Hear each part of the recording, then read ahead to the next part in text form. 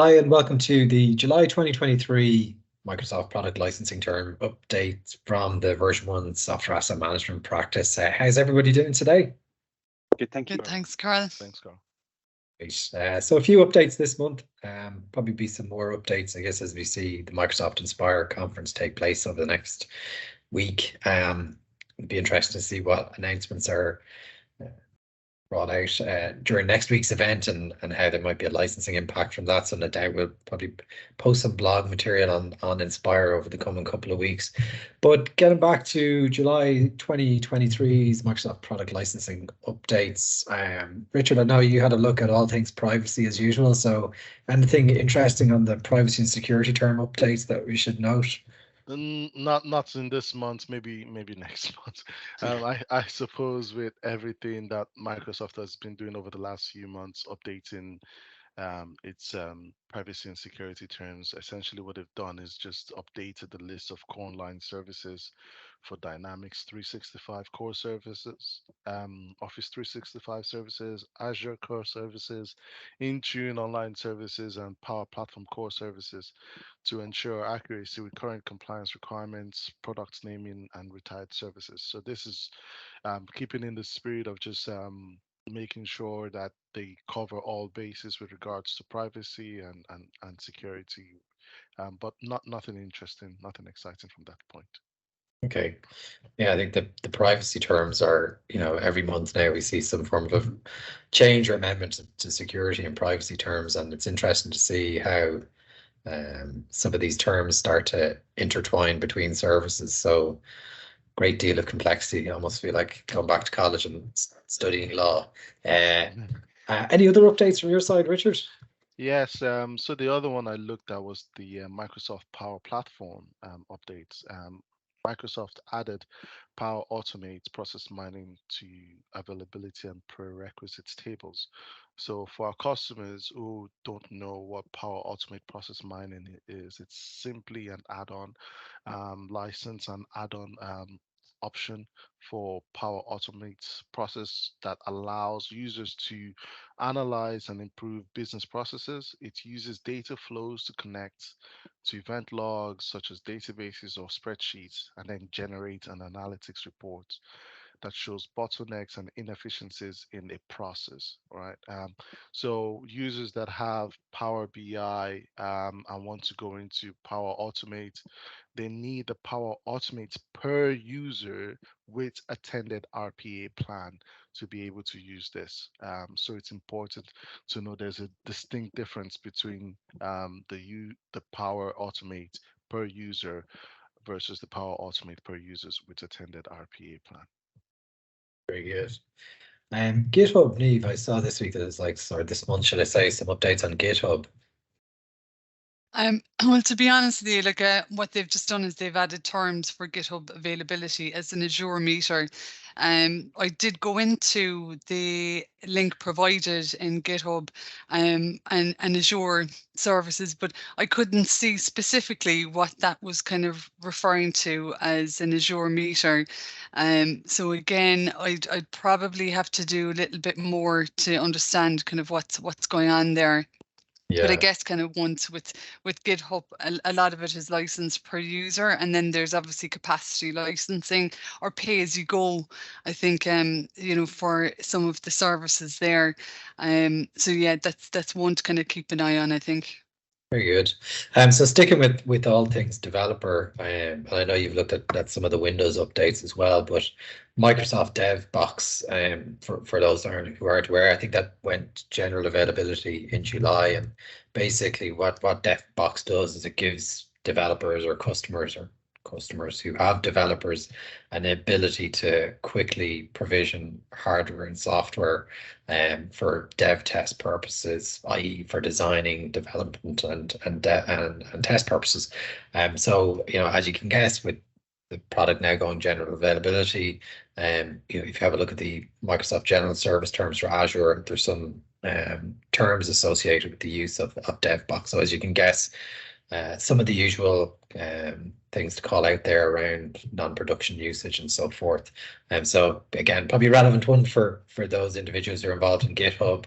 If you haven't looked at DevBox, it's a really cool offering to allow you to quickly scale up and scale down environments to meet your needs. Sorry, if you were going to talk about Windows then, I think, as well. Well, look, yeah, there's just a couple of Windows entries in this month's product terms. So just on the Windows desktop operating system, Microsoft have included, the government licenses, the government 3, G3 and G5 as the for eligibility for Azure Virtual Desktop. So that's good news for kind of government customers. And then with which was in preview until now, you've got the Windows 365 for frontline users has been added to the availability table. So it's an interesting one, I guess. Because essentially it's Microsoft's cloud PC, and but there is a prerequisite that if you're going to use Windows 365 for frontline workers, then they do need to have like an Azure Active Directory Premium Plan 1 license and Intune as well. So look, as part of like the Windows 365 frontline is kind of purchased separately, but you likely need anything from an F3 onwards really in order to be able to use it if you need ADP1 and Intune as part of your license. But it is kind of an interesting proposition where they are saying if you purchase 365 Frontline, for each license, you can allow up to 3 cloud PCs, and there's a concurrency in there. So if you purchased 100 licenses, then you can provision up to 300 cloud PCs for 100 users, well 300 users, but 100 at a time kind of thing, if that makes sense. So yeah, so it'll be interesting to see where that one goes. Very good. Very good. So William, yeah, Microsoft security products, I think some interesting updates on, I think it was Defender, if I'm right in saying, this month. Yeah, so they've created the longest product term or product name that I've come across to date in Microsoft. So essentially they've added the availability and license prerequisites table. This is for Microsoft 365, so bear with me on this one. So it's called Microsoft Defender Vulnerability Management Add-on to Microsoft Defender for Endpoint for Servers. That's one product. So that's added to the prerequisite table. So is Entra ID Governance, which is the new name for Azure Active Directory, and also Microsoft Defender Threat Intelligence API.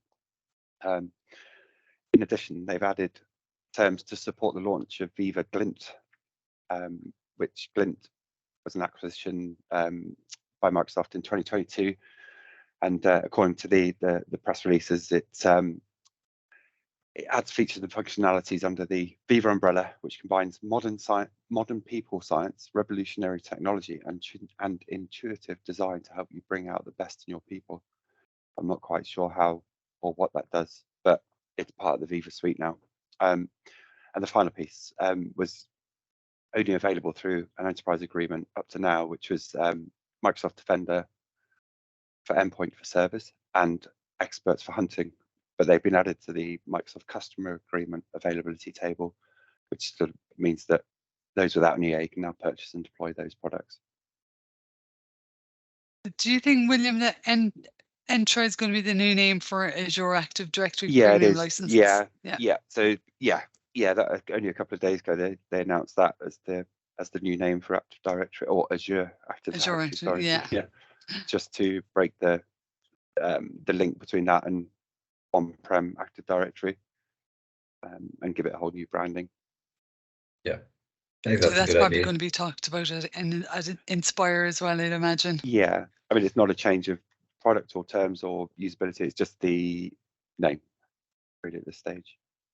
Yeah, which I think is a good one. And again, putting the compliance hat on, Azure Active Directory, P1, P2, that's one where some organizations inadvertently fall afoul of Microsoft's rules by introducing those plans into the estate, and there not being the correct checks in place to make sure that they're correctly licensed for all applicable users. So So yeah, not a I'll bad tell idea. you, and also, I don't know if anyone, when you export, your license entitlement from the new Mac, I've noticed that the Azure Active Directory Prem, and you don't know Right. whether it's a Yeah. plan 1 or plan 2. So Yeah. it makes absolute sense to kind of at least tighten up the name, Yeah. And Yeah, absolutely. I think on the Defender as well, just the interesting, because they're a whole plethora of products that are coming out, they're renaming and updating and extending the scale of it. But there's now a single portal within the admin center to manage and control the deployment of Defender products. Whereas before you had to go to various different portals or admin centers within Azure and not M365. So they're bringing it all together under one hat, which is good. Very finally. good. Yeah. That's So what I've been waiting for. very good. So before we wrap things up, this is a couple of small updates on Azure. Nothing major per se, just around the updated reduction eligibility for EA and EAS and server and cloud customers. There's a clarification that Azure support can be reduced at the anniversary. So it's a minor update there. And also we just saw some kind of moving of pre-existing terms. So we saw some adding of terms for Azure Stack Hub for data center for the hardware launcher, to say, which is now consolidated with the existing Azure, if I remember this correctly, Azure Stack Hub ruggedized hardware terms. So a bit of kind of moving off the deck chair, so to speak. So I think that about wraps things up for this month's Microsoft product licensing terms update.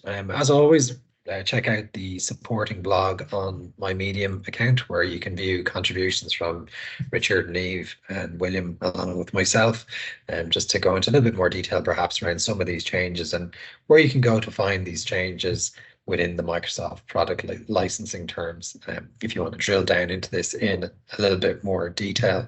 As always, if you have any Microsoft licensing questions or any other software vendor licensing questions for that matter, do reach out to us here at the version 1 Software Asset Management Practice. I'm delighted to handle any queries or questions that you might have. So until next month's product licensing terms, we shall see you then. Take care. Thank you. Thanks. Bye. Bye-bye.